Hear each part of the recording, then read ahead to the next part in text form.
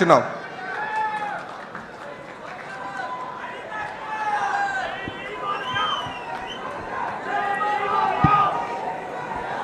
అందరికీ నమస్కారం. జై తెలుగుదేశం.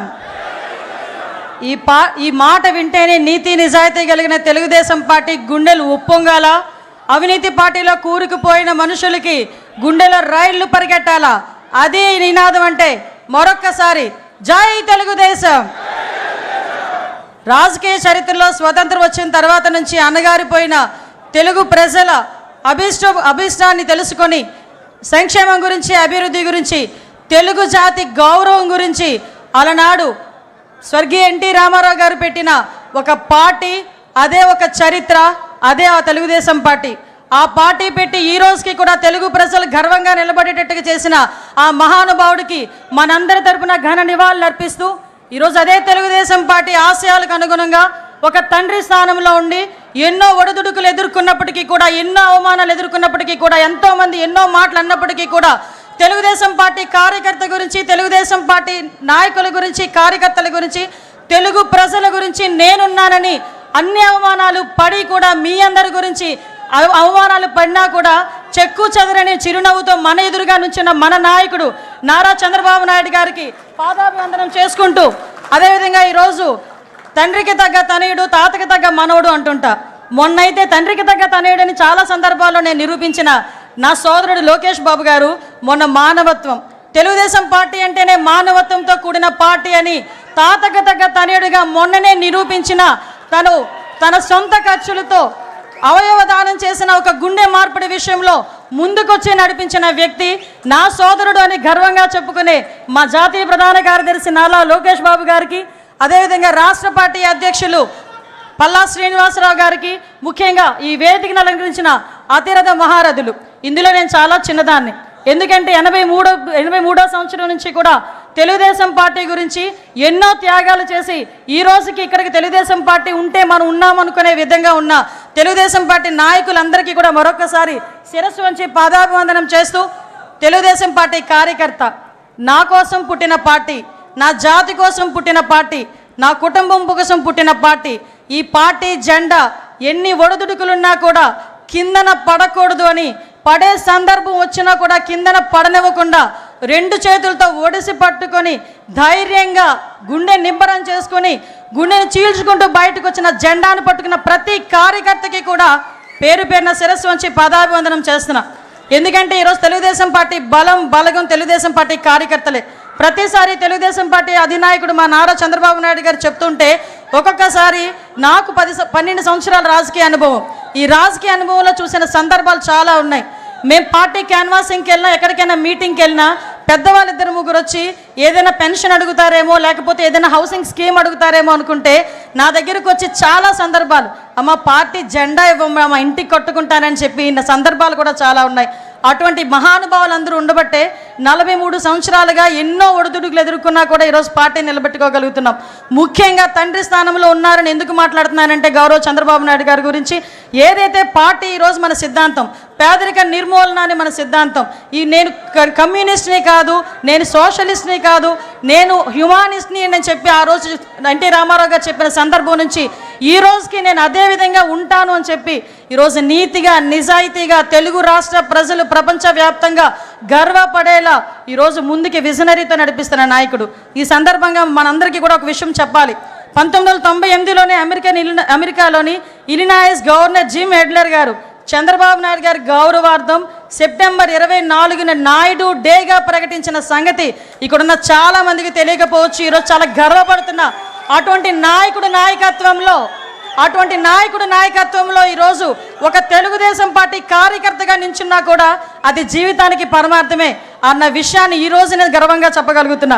మీ అందరికీ తెలియాలి, గౌరవ చంద్రబాబు నాయుడు గారు అంటే మనందరం కూడా చంద్రబాబు నాయుడు గారు ఒక ముఖ్యమంత్రి హోదాలో, ప్రతిపక్ష నాయకుడి హోదాలో చాలామంది చంద్రబాబు నాయుడు గారి దగ్గరికి వచ్చేటప్పుడు నా స్వయంగా నేను చెప్తున్నా, ఈ సందర్భం ఎప్పటి నుంచో చెప్పాలనుకున్నాను కానీ చెప్పలేకపోయా.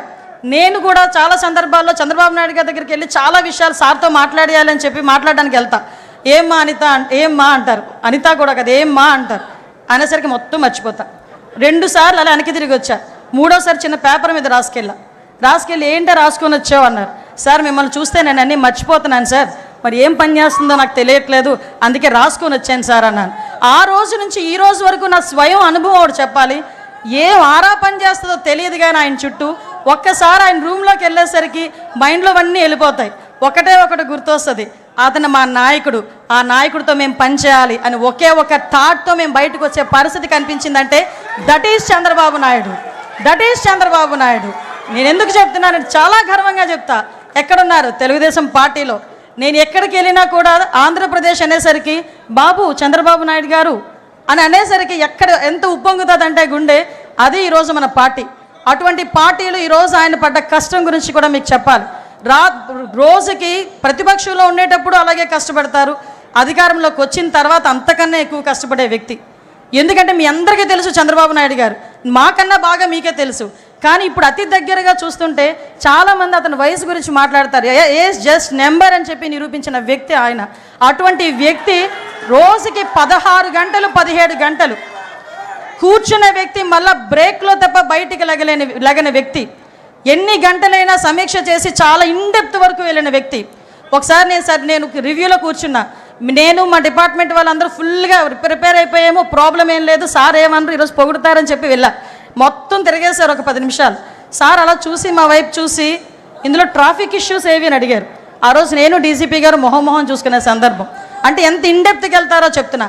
అటువంటి వ్యక్తి గురించి ఎందుకు చెప్తున్నాను అంటే, మీరందరూ 2047 గురించి మాట్లాడుతూ ఉంటే ఏమో ఏంటో, ఎప్పుడు 2047 ఇప్పుడు ఏంటి మనకి అనుకున్న సందర్భాలు కూడా చాలా ఉన్నాయి. 2020 గురించి మాట్లాడేటప్పుడు నేను ఒక స్టూడెంట్ని, ఆ రోజు 2020 గురించి మాట్లాడేటప్పుడు స్టూడెంట్ని కాస్త 2020 విజన్ వచ్చేసరికి ఆయన పక్కన కూర్చొని ఒక మహిళా అధ్యక్షురాలుగా నేను ఆయన పక్కన కూర్చునే పరిస్థితి వచ్చిందంటే అది విజనరీ. ఈరోజు హైదరాబాద్ వెళ్ళినా ఎక్కడికి వెళ్ళినా కూడా చంద్రబాబు నాయుడు గారికి కనిపిస్తారు. ఒక ఐఎస్బి కానీ, ఔటర్ రింగ్ రోడ్ కానీ, ఎయిర్పోర్ట్ కానీ, అక్కడ ఉన్న హైటెక్ సిటీ కానీ, ఎక్కడికి వెళ్ళి తలుపు తట్టినా దిస్ ఈజ్ చంద్రబాబు నాయుడు అడ్డా అని చెప్పే పరిస్థితి హైదరాబాద్లో కనిపించింది. మళ్ళా అదే పరిస్థితి రాబోతుంది మన అమరావతిలో. మన అమరావతి చరిత్ర ఉన్నంత వరకు అమరావతి ఉంటుంది. చంద్రబాబు నాయుడు గారు 3 తరాలు చూస్తుంటారు.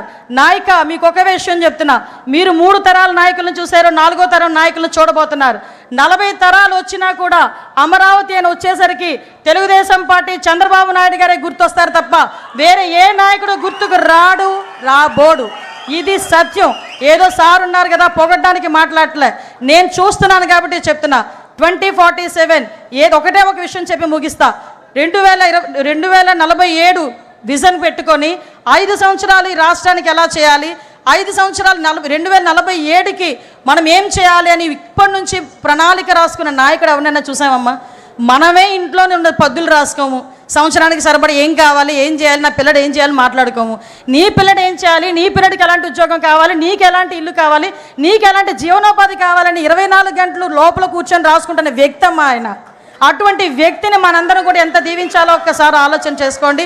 ఈ పేదరిక నిర్మూలనే ప్రధాన ధ్యేయంగా పుట్టిన తెలుగుదేశం పార్టీకి నిజంగా మణిహారం మన చంద్రబాబు నాయుడు గారు. ఎందుకు చెప్తున్నానంటే మన సీఎం గారి గురించి, ఈ రేపు 2047 ఉగాది రోజున 2047 విజన్ ప్రకారం పేదరిక నిర్మూలనే ధ్యేయంగా, తలసరి ఆదాయం పెరగటమే ధ్యేయంగా 20 లక్షల కుటుంబాలకి చేయూతగానిచ్చే విధంగా రేపు 2047 P4 విధానాన్ని ప్రవేశపెట్టడం.